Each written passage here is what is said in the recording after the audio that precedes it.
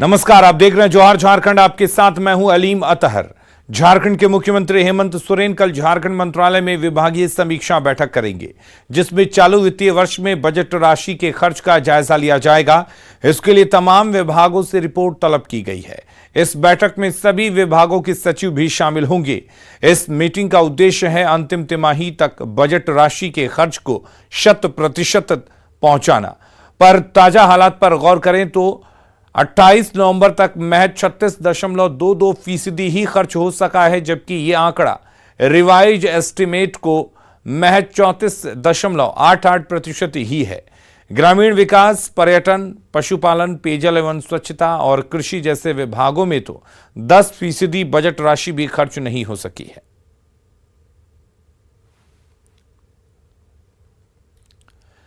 पलामू में अपराधियों ने जेएमएम नेता संजीव तिवारी को जान से मारने की धमकी दी है। अमन साहू गिरोह के नाम पर जान से मारने की धमकी दी गई। सीसीटीवी फुटेज के आधार पर पुलिस 2 आरोपियों को गिरफ्तार कर पूछताछ कर रही है। फिलहाल पुलिस पूरे मामले की छानबीन में जुटी है।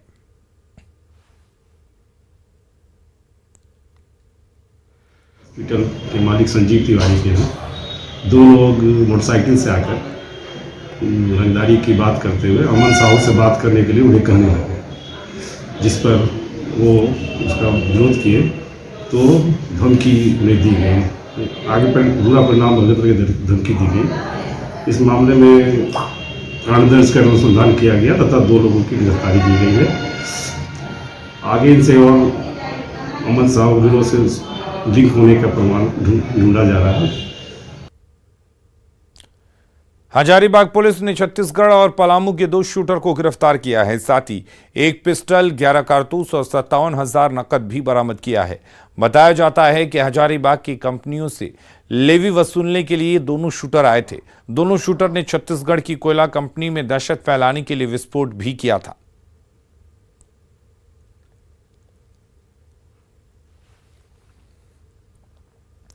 धनबाद के जामाडोबा चौक के पास बैंक ऑफ इंडिया के एटीएम मशीन में कैश बॉक्स की चोरी हो गई थी। इसको लेकर पुलिस पर लापरवाही के आरोप लगाए जा रहे थे। वहीं बैंक के शाखा प्रबंधक के अनुसार एटीएम कैश बॉक्स की चोरी की लिखित शिकायत एटीएम प्रबंधक ईपीएस कंपनी द्वारा दी गई है। एटीएम मशीन में कितने पैसे थे ये अभी तक पता नहीं चल पाया है। 1-2 दिन में जांच के बाद पूरा मामला साफ होगा। सारा मामला तो वेंडर का है ना। सारा एफआईआर वगैरह भी वेंडर के थ्रू ही हुआ है, वेंडर ही किया है एफआईआर। थर्ड बैंक एक्चुअली इसमें डायरेक्ट इन्वॉल्व नहीं है, वो थर्ड पार्टी को दिया हुआ रहता है एटीएम का कॉन्ट्रैक्ट वगैरह, तो वही लोग एफआईआर किया है। तो हम लोग को भी जो जानकारी मिला है उसमें वो कैश का भी उल्लेख नहीं है कि उसमें कितना कैश था नहीं था। तो 1-2 दिन के अंदर शायद वो कैश का पूरा डेटा मिल जाएगा। झारखंड के 36% स्कूली बच्चों को अब तक पोषक योजना का लाभ नहीं मिल सका है। ऐसे में बच्चे ठंड में ठिठुरने को मजबूर हैं।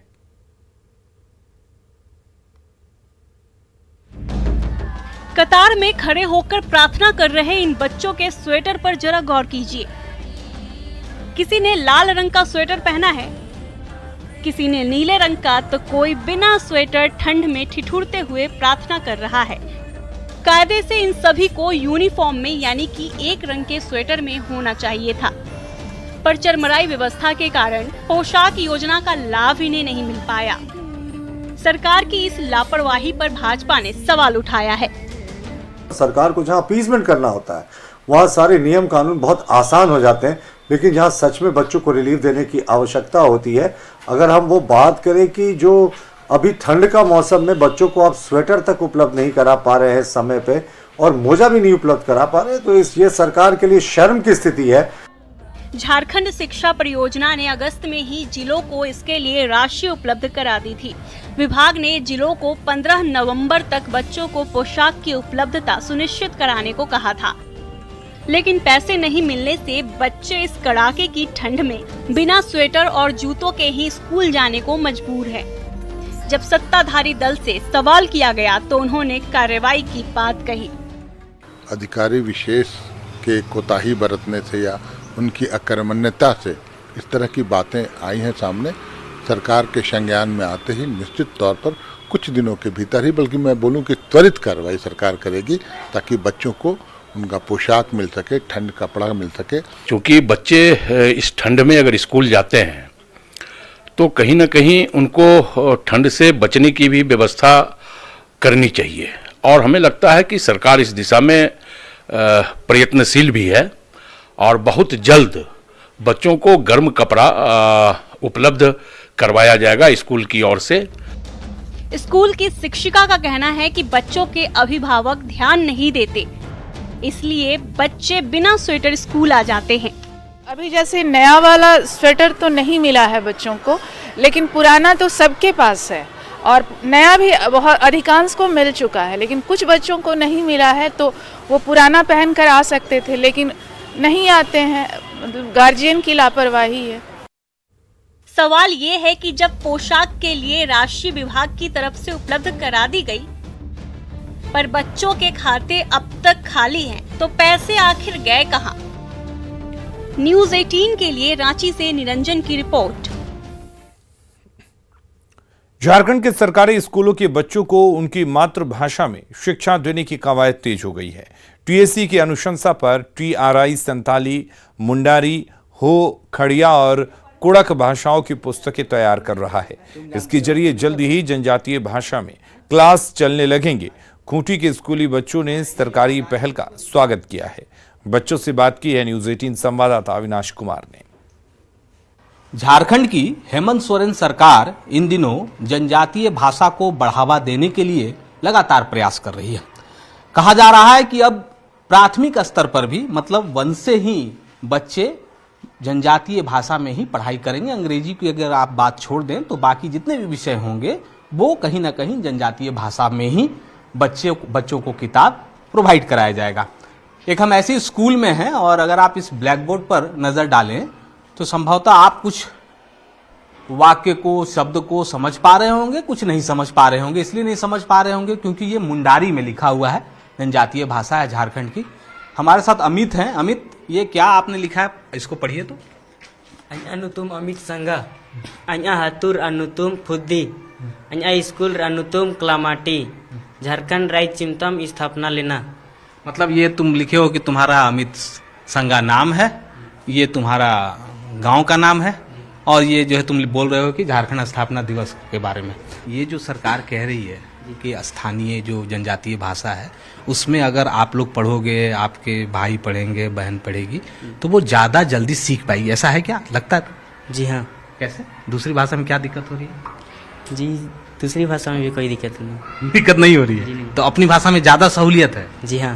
सोचो हम तुम्हारे गाँव आए हैं, तुम मेरे बारे में कुछ पूछना चाहती हो तो क्या पूछोगी अपनी भाषा में?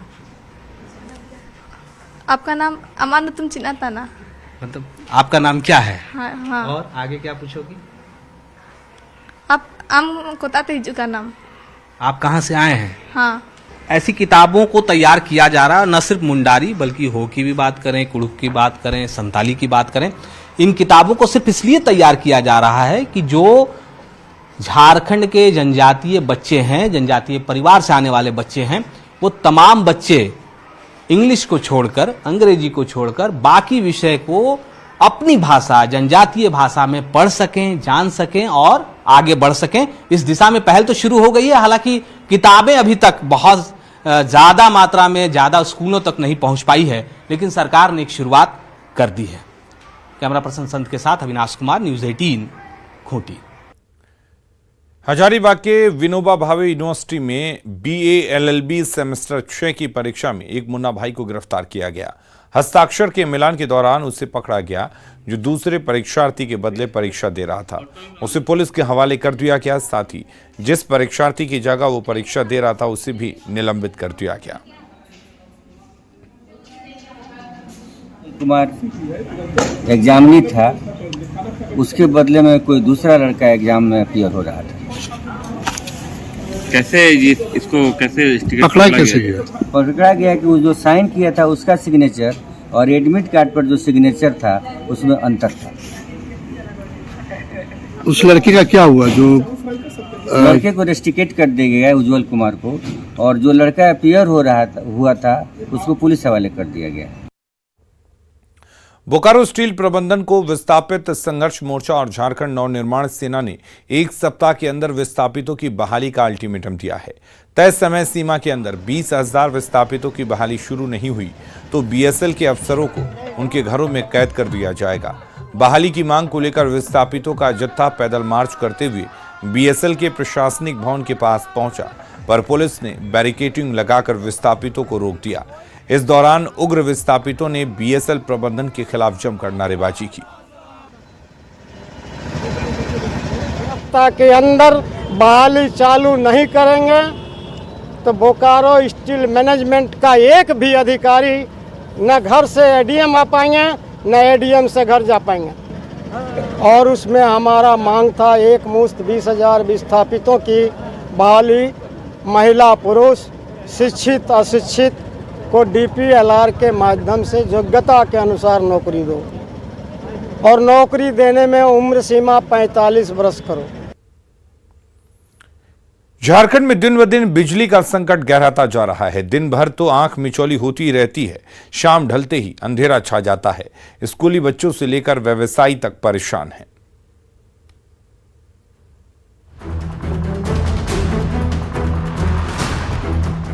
शाम ढलते ही बिजली रानी ऐसी रूठी कि हर तरफ छा गया घुप अंधेरा। बल्ब बुझ गई, ट्यूबलाइट ने जवाब दे दिया तो मोमबत्ती ही काम आई।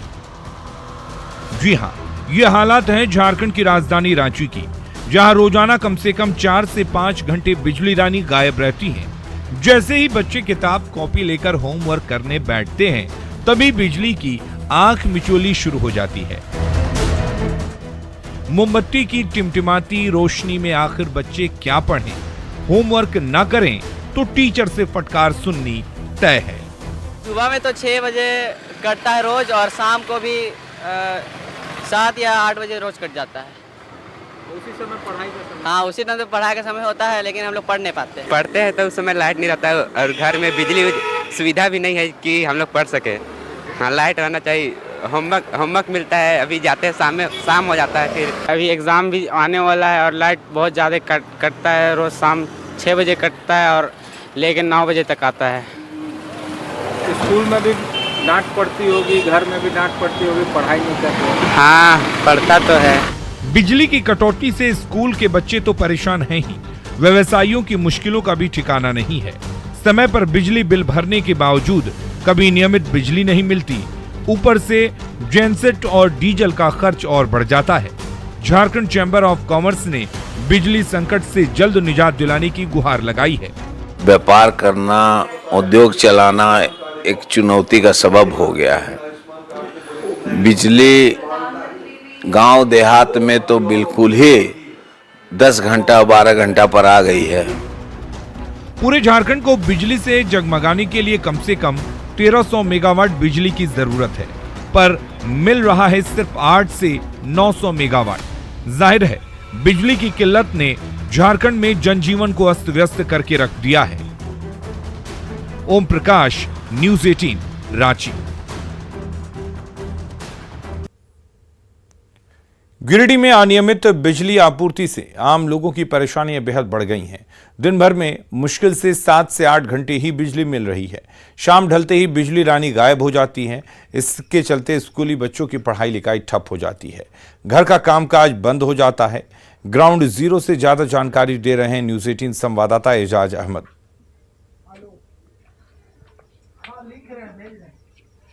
लगातार हो रही बिजली की कटौती की समस्या से गिरिडीह में लोगों की समस्याएं बढ़ गई है। आपको बता दें कि खास करके सुदूरवर्ती गांव, जहां पर 24 घंटे में मात्र 7 से 8 घंटे बिजली दी जा रही है, जिससे लोगों को काफ़ी दिक्कतें हो रही है। आपको मैं तस्वीरों के जरिए मैं दिखाना चाह रहा हूं कि इस वक्त हम मौजूद हैं जिले के जमुआ प्रखंड के अंतर्गत आने वाले मेंढो चपरको पंचायत में, जहां पे आप देख सकते हैं कि बिजली की लगातार हो रही कटौती से बच्चों को कैंडल जलाकर पढ़ाई करना पड़ रहा है। विनायक कौन सा क्लास में पढ़ता है? कौन सा वर्ग में पढ़ाई करता है? तीसरा में। तो कैंडल जला के क्यों पढ़ रहा है? बिजली नहीं। तो रोजाना इसी तरह पढ़ता है? रोजाना इसी तरह कैंडल जला के पढ़ाई करता है? 1 क्लास में। तो तुम लोग मोमबत्ती जला के पढ़ाई करती है? हाँ। क्यों? बिजली नहीं आता है। तो ये कब से बिजली नहीं आ रहा है? रोजाना इसी तरह पढ़ाई करती है? हाँ, 4 बजे से बिजली नहीं आ रहा है। बिजली जैसे दिन में तो रहते हैं 2-4 घंटे, बाकी 4 बजते हैं फिर बिजली गायब हो जाती है। ये प्रत्येक दिन की समस्या है जिसमें बच्चों लोग को पढ़ने में बहुत दिक्कत हो रही है कि बिजली की समस्या लगातार बढ़ते जा रही है और ऐसे परिस्थिति में कि मिट्टी तेल के जरिए ही लालटेन या तो फिर ढिबरी जलाया जाता है, लेकिन जो पीडीएस दुकान के माध्यम से मिट्टी तेल भी दिए जाते थे वो मिट्टी तेल भी अब देना बंद हो गया है। परिणाम यह हो रहा है कि बच्चों को कैंडल जलाकर पढ़ाई करना पड़ रहा है। गिरिडीह से न्यूज़ 18 के लिए मैं एजाज अहमद। दुमका के शिकारीपाड़ा में कल्याण विभाग द्वारा संचालित आवासीय मध्य विद्यालय के छात्रों ने सड़क जाम कर दिया। इस कारण दुमका रामपुर हाट सड़क काफी देर तक जाम रहा। छात्रों ने प्रिंसिपल पर मनमानी का आरोप लगाया। छात्रों के अनुसार आवासीय विद्यालय में भोजन, कपड़ा और अन्य जरूरी सामान की कोई व्यवस्था नहीं है। सूचना मिलते ही शिकारीपाड़ा बीडीओ पहुंचे और बच्चों को समझा बुझाकर शांत कराया। नहीं आ रहा, टीवी बोल रहा था कितना दिन, मंगलवार में बोला था और मिस्त्री बोला था 1:30 बजे आएगा। 1:30 बजे का उन लोग का भी 1:30 और खाना पीना ठीक से नहीं हो रहा है। अच्छा, ठीक से नहीं होता खाना पीना। सूचना पाते ही हम यहाँ पर आए और इन लोगों की समस्याओं को सुने और तुरंत हम निर्णय लेते हुए इन लोगों को कहे कि सबसे पहले आप लोग अंदर चलिए और फिर हम समझाए कि जो भी समस्याएं हैं आपकी सुनी जाएंगी और तुरंत उसका निष्पादन हम करेंगे। रांची के जलाशयों में इन दिनों खास विदेशी मेहमानों की चहचहाहट से गुलजार हैं। परदेसी परिंदों को देखने के लिए पर्यटकों की भीड़ भी उमड़ने लगी है।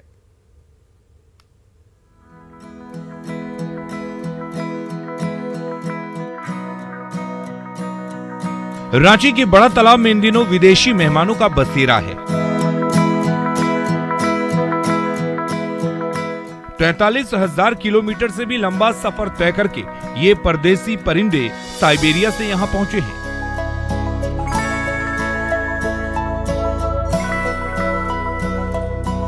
और इनकी अटखेलियां देखने के लिए लोगों की भीड़ भी उमड़ने लगी है। यहाँ हर साल आते हैं साइबेरियन पक्षी, इससे दृश्य अच्छा हो जाता है और हम लोग को अच्छा लगता है यहाँ देखने में। तालाब के पानी में गोते लगाते ये पक्षी अपने भोजन के जुगाड़ में लगे हुए हैं। दरअसल इनके भारत आने की वजह भी इनकी खुराक ही है,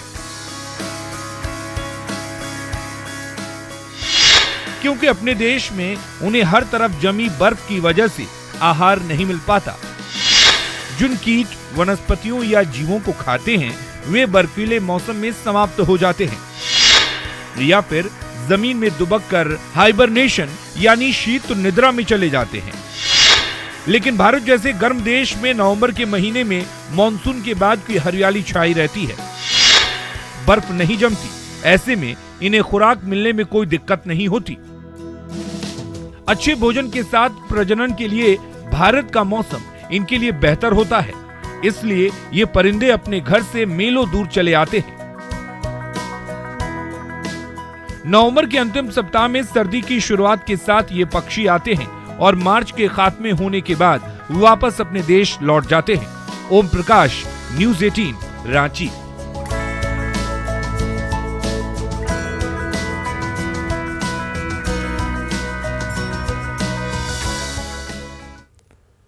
चक्रधरपुर में वीडियो गेम की लत ने 8वीं क्लास के होनहार छात्र की जान ले ली। मासूम बच्चे ने वीडियो गेम देखकर सुसाइड कर लिया। अभिभावकों से न्यूज़ 18 की अपील है कि वो अपने बच्चों को मोबाइल और वीडियो गेम से दूर ही रखें। वीडियो गेम्स के नशे ने ली जान।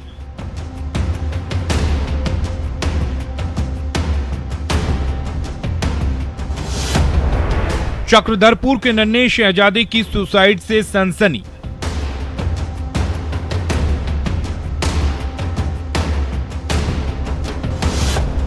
बच्चों को कंप्यूटर गेम्स की लत से बचाइए।